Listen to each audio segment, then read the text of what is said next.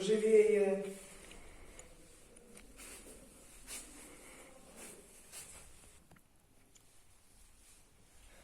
Раз положили. Носочек вытягиваем. Ниже. Петель возьмем. Давайте. Держим, держим, держим.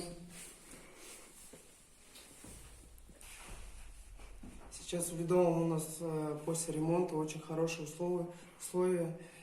Также у нас спортзал, двухразовые тренировки, все условия для работы есть. Также у нас игры, товарищеские игры, турниры, первенство РТ проходят. Все дети способные, очень хорошие, способные дети, стараются. И руководство помогает. Спасибо всем.